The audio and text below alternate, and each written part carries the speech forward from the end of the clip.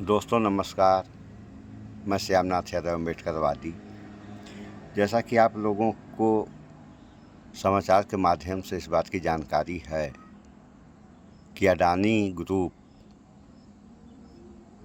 Corona काल में जब दुनिया परेशान थी, भारत की क्या हाल थी आप लोगों के सामने था। उस समय ये 2 नंबरी अमीर बन के बैठ गए। और अमीर कैसे बने? तो इनके कहने का मतलब था कि हम ईमानदारी से अमीर बने हैं। लेकिन कुछ समय बाद हिंडनबर्ग की रिपोर्ट आती है कि ये आदमी जो है दुनिया का सबसे बड़ा फ्रॉड किया है। इस बात को भी इस देश में इनके द्वारा झुठलाया गया कि ये जो कह रहे हिंडनबर्ग की रिपोर्ट है ये गलत है। और विदेशों में क्या हाल है अडानी का, थोड़ा सा आप लोग इस वीडियो में देख लें, फिर आगे बात हो। करना शुरू करते हैं कि वी रिजेक्ट अडानी, हम अडानी को यहां काम नहीं करने देंगे। और इसके पीछे उनका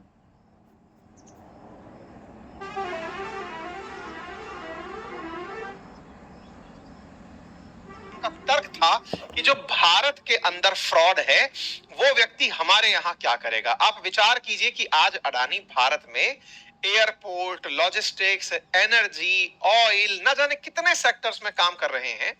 उसके बावजूद उन्हें भारत के बाहर भारत की राजनीति के कारण ट्रीट किया गया कि ये भारत का फ्रॉड है, हमारे देश में ना जाने क्या करेगा।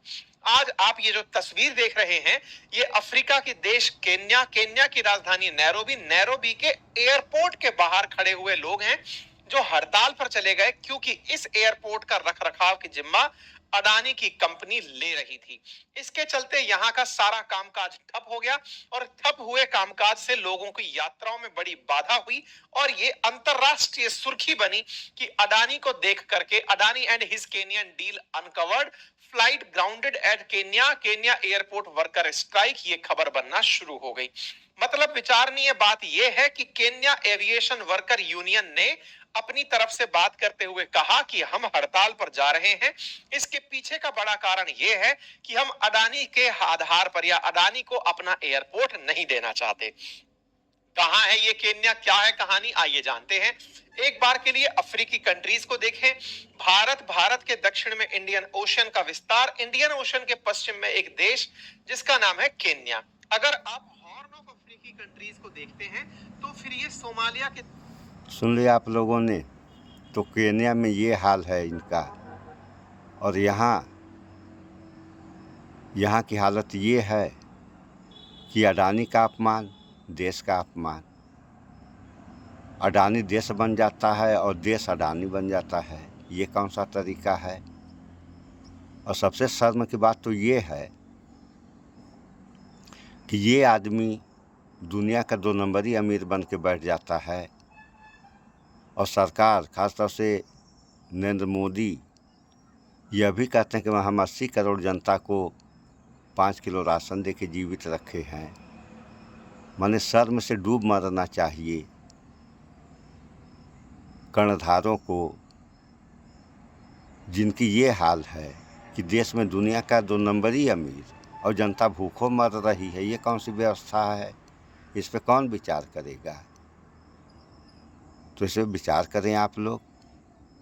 जब विचार करेंगे तो परिणाम सामने आएगा कि आखिर यह कौन सी नीति है कि किसी के पास इतनी दौलत कि स्विस बैंक में भी जमा हो रहे हैं पैसा और जनता यहाँ भूखों मर रही है। तो ये किसकी देन है?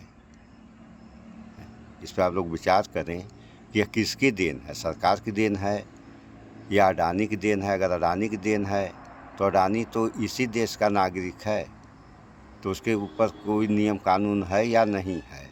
अगर है तो नियम कानून सो गया है, क्यों नहीं जो है अपना काम कर रहा है? और जो भी सच्चाई है जनता के सामने आए, सच्चाई को छिपा करके काम किया जाएगा तो जनता भ्रमित रहेगी और देश का क्या होगा ये तो कहने की बातें नहीं है।